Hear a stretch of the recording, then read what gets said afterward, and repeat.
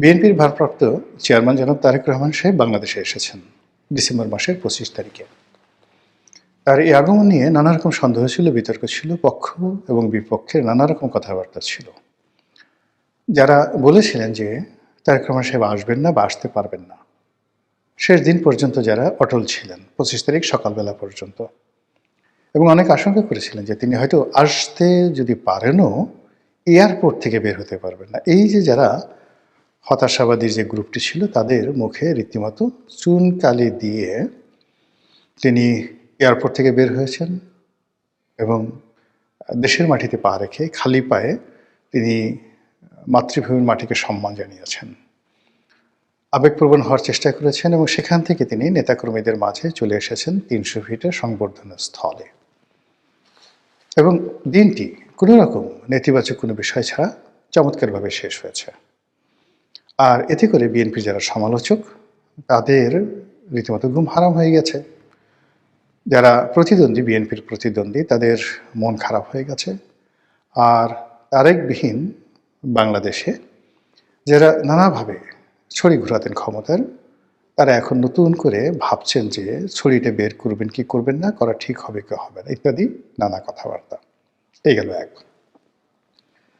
২ নম্বর হলো যে সুদূর প্রবাসী থেকে তারেক রহমান সাহেব যেভাবে দল চালিয়েছেন, সেই বাংলাদেশে অনেক অনেক ব্যক্তি, তারা জনাব তারেক রহমান সাহেবের নাম ব্যবহার করে যে ফায়দা লোটার চেষ্টা করেছেন এবং কেবলমাত্র তারেক রহমান সাহেবের ভয় দেখিয়ে তারা যে আর্থিক সুবিধা নিয়েছেন, দুর্নীতি করেছেন, অনিয়ম করেছেন, কমিটি বিক্রি করেছেন, এরকম লোকজন রয়েছেন অনেক, যাদের বিরুদ্ধে অভিযোগের পাহাড়। এখন যারা অভিযোগ করতে আসবেন জনাব তারেক রহমান সাহেবের কাছে, সেটার পরিণতি কী হবে? আবার যাদের বিরুদ্ধে অভিযোগ করা হবে তাদের ব্যাপারে তারেক রহমান সাহেব কী ভূমিকা নেন, এটার উপর কিন্তু ওনার ভবিষ্যৎ নির্ভর করবে। উনি যখন লন্ডনে ছিলেন, অনেক বিষয় তিনি জানতেন বা অনেকে তার কাছে অভিযোগ করতেন। কেউ টেলিফোনে করতেন, কেউ হয়তো ওনার সাথে গিয়ে দেখা করে করতেন। উনি তার সুদূর প্রবাসে থাকার কারণ দেখিয়ে অনেক বিষয় তিনি এড়িয়ে যেতে পারতেন। কিন্তু যেহেতু এখন সরাসরি তিনি বাংলাদেশে আছেন, কাজেই এখন তার দলের যে কোনো দুর্বলতা, যে কোনো অক্ষমতা, যে কোনো অনিয়ম, এটি তিনি দায় এড়াতে পারবেন না। তাকে এই দায় নিতে হবেই। কাজে এগুলোর উপরে তার অনেক কিছু নির্ভর করবে। আর তাকে এই সময়টিতে সবচেয়ে বেশি তাকে যে রক্ষা করতে পারবে, সেটা হলো প্রবল রাজনৈতিক প্রতিদ্বন্দ্বিতা।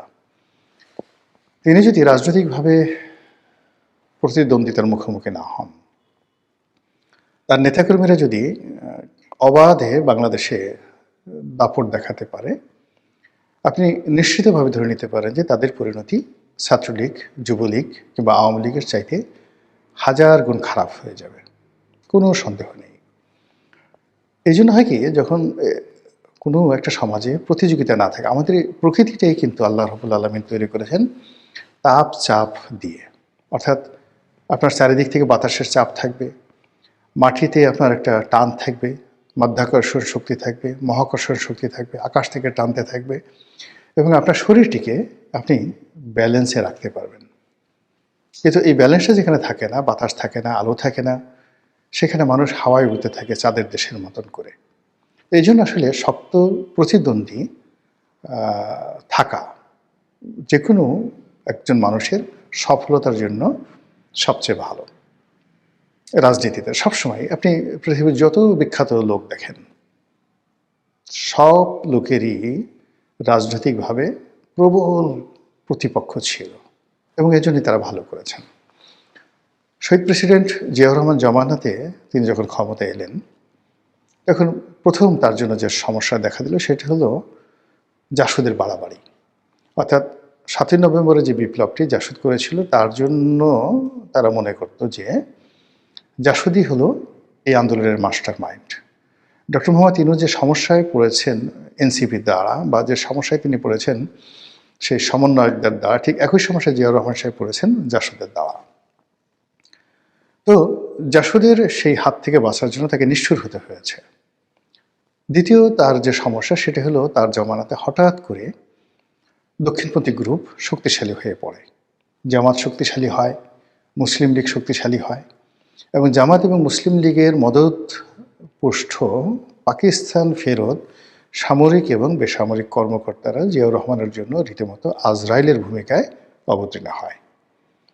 এবং জিয়াউর রহমান সাহেব যেহেতু মুক্তিযোদ্ধা ছিলেন, আর অন্যদিকে যেহেতু মুক্তিযুদ্ধের যারা সপক্ষ শক্তি তাদের আউট হয়ে গিয়েছিল, অর্থাৎ আওয়ামী লীগ সেই সময়টাতে ছিল, ফলে ওই শূন্যটাতে যেভাবে মুসলিম লীগ জামাত দখল করেছিল ঠিক একই অবস্থা কিন্তু এখন বাংলাদেশে দক্ষিণপন্থীদের আওয়ামী লীগের অবর্তমানে তাদের যে শক্তিমত্তা, এটা জিয়াউর রহমানের জামানাতে যতটা বেশি ছিল তার সাথে অনেক অনেক বেশি জনাব তারেক রহমান সাহেবের জন্য চাপ তৈরি করবে। জিয়াউর রহমান সাহেবের জামানাতে যারা ছিলেন মুসলিম লীগের, জামাতে ইসলামী, তারা অনেক প্রাজ্ঞ ছিলেন, অভিজ্ঞ ছিলেন এবং এখনকার মতো ইন্টারনেট ছিল না। এবং তখন টিনের ছেলে কাওয়া বা 1 2 3 এই ধরনের স্লোগান হবে, এটা কল্পনাই করা যেত না। কোনো একজন সম্মানিত লোককে নিয়ে এ ধরনের কথাবার্তা বলবে, এটি কেউ মানে আউট অফ দেয়ার ইমাজিনেশন। কিন্তু এখন কি হলো, এখন এমন একটা বেয়াদব জেনারেশন আমাদের সামনে চলে এসেছে, এরা সব কিছু করতে পারে, যে কোনো মানুষকে নিয়ে যে কোনো কথা বলতে পারে, যে কোনো অপরাধ করতে পারে এবং তাদের কোনো রকম অনুশোচনা বোধ নেই, লাজ নেই, লজ্জা নেই, অপমান বোধ নেই, কিচ্ছু নেই। একটা নতুন জেনারেশনের মধ্যে চলে আসছে। ফলে তারেক রহমান সাহেবকে এই জেনারেশন মোকাবেলা করে এবং এই জেনারেশনের যারা দক্ষিণপন্থী গ্রুপ আছেন তারা আরও ডেঞ্জারাস। এই জিনিসগুলো যদি তাকে মোকাবেলা করতে হয় আগামী দিনগুলোতে, তাহলে তার দলের অস্তিত্ব থাকবে না।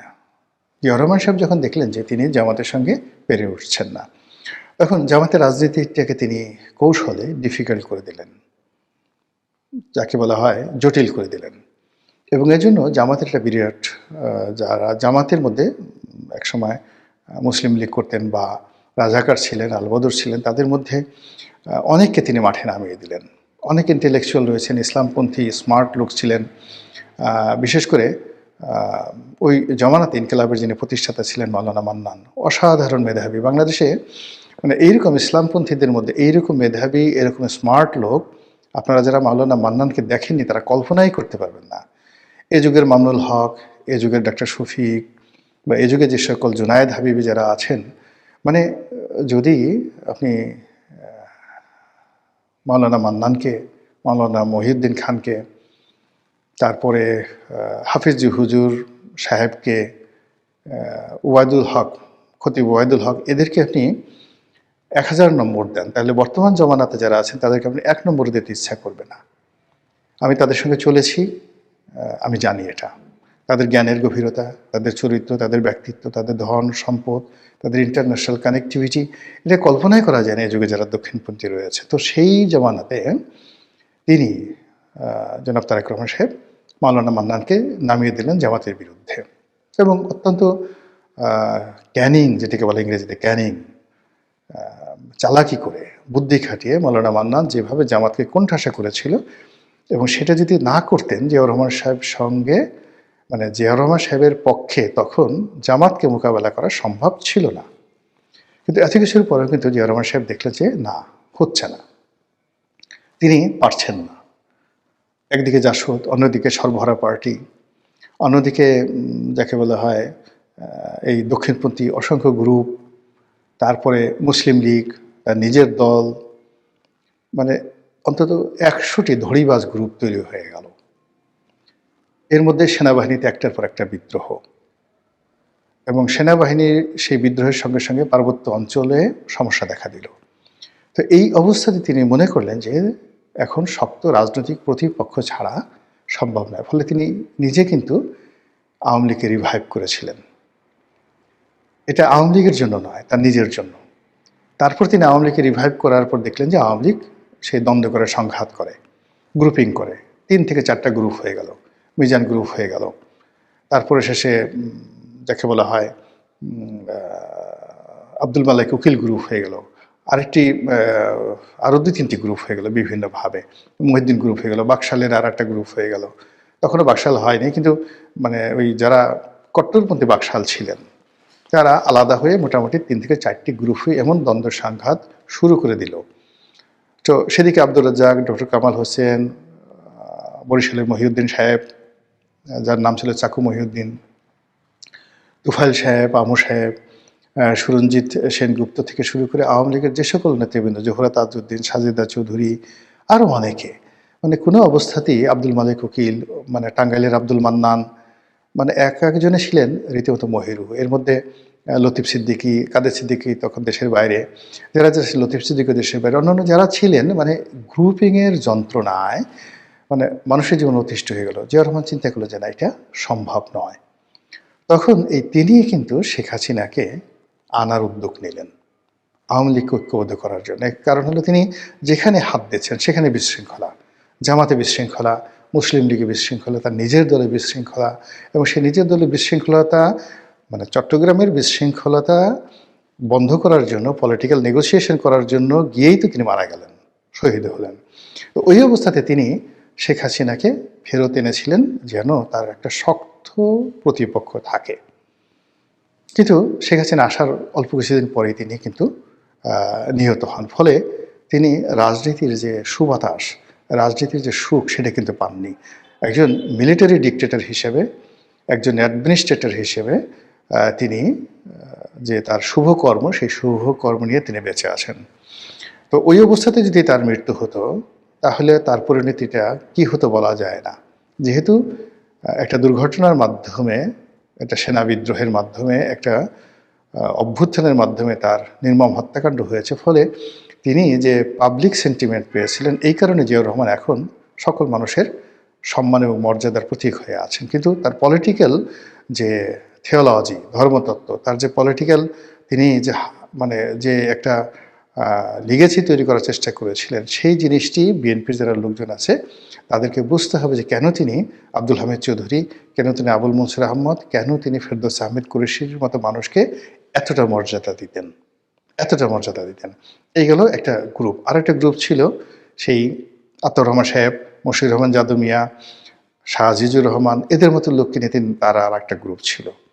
আর পার্লামেন্টটাকে জমিয়ে রাখার জন্য কাজী জাফর আহমেদ, মধুদ আহমেদ, ওবায়দুর রহমান, কে এম ওবায়দুর রহমান, তাদেরকে দিয়ে তিনি আর একটা গ্রুপ। কিন্তু কোনো অবস্থাতে আওয়ামী লীগ ছাড়া কিন্তু তার এই যে বাংলাদেশের সবচেয়ে মেধাবী লোকগুলোকে তিনি নেওয়ার পরেও কিন্তু তিনি স্বস্তি পান নাই। ব্যালেন্স করার জন্য তাকে কিন্তু আওয়ামী লীগটাকে রিভাইভ করার পরে আবার আওয়ামী লীগকে রিভাইভ শুধু করে না, ঐক্যবদ্ধ করার জন্য শেখ হাসিনাকে আনয়ন করতে হয়েছিল। বোঝার চেষ্টা করুন ওই সময়টাতে যে অবস্থা ছিল, অর্থাৎ 1975 সনের 7ই নভেম্বর থেকে আপনি জিয়াউর রহমান সাহেবের যে মৃত্যুর দিন পর্যন্ত, 81 সন পর্যন্ত বাংলাদেশের অবস্থা কিন্তু টারমাইল ছিল। উনি খুব শক্ত হাতে সব কিছু দমন করেছেন। কিন্তু ওই সময়টাতে যারা ছিলেন তারা বুঝতে পারবেন যে পলিটিক্যাল অবস্থা কোন পর্যায়ে ছিল। এখন বাংলাদেশে যে ডক্টর মোহাম্মদ ইউনূসের জমানাতে কোনো অবস্থাতে কিন্তু পলিটিক্স কোনো শেভে আসছে না। না জামাত, না বিএনপি, না এনসিপি, মানে কেউ এই পলিটিক্সটাকে শেভে আনতে পারছে না। আবার বিএনপি যেভাবে সালাউদ্দিন সাহেবকে নিয়ে, মির্জা ফখরুল সাহেবকে নিয়ে, মির্জা আব্বাসকে নিয়ে যেভাবে তারা অর্গানাইজ করার চেষ্টা করেছে, উইদাউট তারেক রহমান সাহেব ছাড়া এটা হচ্ছিল না। ফলে এই বিরাট পলিটিক্যাল যে শূন্যতা, সেই শূন্যতা দূর করার জন্যই কিন্তু জনাব তারেক রহমান সাহেবকে বাংলাদেশে আনা হয়েছে বা তিনি এসেছেন। এখন তারেক রহমান সাহেব তিনি কতটা পারবেন কি পারবেন না, তার কতটা কর্তৃত্ব আছে বা নেই, এ সকল বিষয় নয়। যেদিন তিনি পাড়া দিয়েছে সেদিন থেকে লোকজন ধরে নিয়েছে তিনি ভবিষ্যৎ প্রধানমন্ত্রী, তিনি সব পারেন। আর এই যে তিনি সব পারেন, এই মোহটা থাকবে 6 থেকে 7 দিন। এই 6 থেকে 7 দিনের মধ্যে তাকে রাষ্ট্রনায়কের মতো কতগুলো সিদ্ধান্ত নিতে হবে। হয়তো অনেক সিদ্ধান্ত অপ্রিয়, কিন্তু সেই সিদ্ধান্তগুলোর মধ্যে আইরনি থাকতে হবে। লৌহ মানবের মতো বা লৌহ মানবীর মতো তার সিদ্ধান্তগুলো রীতিমতো স্বাভাবিক যে প্রথা, তছনছ, গত 14 মাসে যে প্রথাগুলো তৈরি হয়েছে, সেই প্রথাকে ভেঙে তছনছ করে দেবে। আপনি ফকল্যান্ড যুদ্ধের কথা যদি চিন্তা করেন, মার্গারেট থ্যাচারের সিদ্ধান্ত, 1971 সালে মুক্তিযুদ্ধ, 75-এর যে এমার্জেন্সি ডিক্লারেশনের মাধ্যমে ইন্দিরা গান্ধী যে সিদ্ধান্ত নিয়েছিলেন, এটাকে বলা হয় লৌহ মানবী। আমেরিকাতে ঠিক কিউবাতে যখন মিসাইল নিয়ে মোতায়েন নিয়ে গণ্ডগোল হলো, ঠিক সেই সময়তে জন এফ কেনেডি, আর যখন ইরান কন্ট্রা কেলেঙ্কারি হলো, ঠিক সেই সময়তে রোনাল্ড রিগান যে সিদ্ধান্তগুলো নিয়েছিলেন, এগুলোকে বলা হয় রাষ্ট্র নায়কোচিত সিদ্ধান্ত। কারো দিকে তিনি তাকাননি, জাস্ট তিনি একা সিদ্ধান্ত নিয়েছেন এবং সেটা বাস্তবায়ন করেছেন। তো সেই ক্ষেত্রে এখন জনাব তারেক রহমান সাহেব কীভাবে এসছেন, পত্রপত্রিকায় নানা রকম কথাবার্তা বলা হচ্ছে, সামাজিক মাধ্যমে আরও বেশি বলা হচ্ছে। তিনি কি রাশিয়ার গ্রিন সিগন্যাল পেয়ে, ভারতের গ্রিন সিগন্যাল পেয়ে, ভারতের বন্ধুত্বের আশ্বাস পেয়ে, নাকি পশ্চিমাদের আশ্বাস পেয়ে, নাকি আমেরিকার আশ্বাস পেয়ে, নাকি ইউনূস সাহেবের আশ্বাস পেয়ে এসছেন, ডাজ নট ম্যাটার। তাকে যে কাজটি করতে হবে সেটা হলো তার দলের যে বিশাল এই মুহূর্তে যে জনগণ আছেন, তাদের মধ্যে একটা রাজনৈতিক সাম্যতা, ভারসাম্য আনার জন্য তার উপযুক্ত প্রতিদ্বন্দ্বী লাগবে। এবং সেই প্রতিদ্বন্দ্বী যদি তিনি দাঁড়া করান জামাতকে, জামাতও শেষ, তিনিও শেষ। আবার তিনি যদি অতীতের মতো একটা জাতীয় সরকার করে জামাত সামাত সবাইকে নিয়ে যদি একটি ঐক্যবদ্ধ নির্বাচন, একটি জাতীয় সরকার করতে চান, তাহলে তার এই যে চেষ্টা, এটি হবে 2014-এর মতো, 2018-এর মতো, 2024-এর মতো আওয়ামী লীগের কার্বন কপি। আর তাকে যদি সত্যিকার অর্থে নেতা হিসেবে অমরত্ব লাভ করতে হয়, তাহলে এই রাজনীতিতে যদি তিনি ভারসাম্য আনতে না পারেন, তাহলে হবে না। আর সেই ভারসাম্য আনার জন্য তার হাত দ্বারা যদি তার পিতার মতো আওয়ামী লীগ পুনর্বাসিত হয়, শেখ হাসিনা আসেন বা শেখ হাসিনা ছেলে সন্তানরা আসেন, বা আওয়ামী লীগের যারা রিফাইন্ড নেতৃত্ব রয়েছে বা রিকনসিলিয়েশন বলতে যা বোঝায়, সেটি জনাব তারেক রহমান সাহেবের হাত দিয়ে হয়, আমি খুব বেশি আশ্চর্য হব না।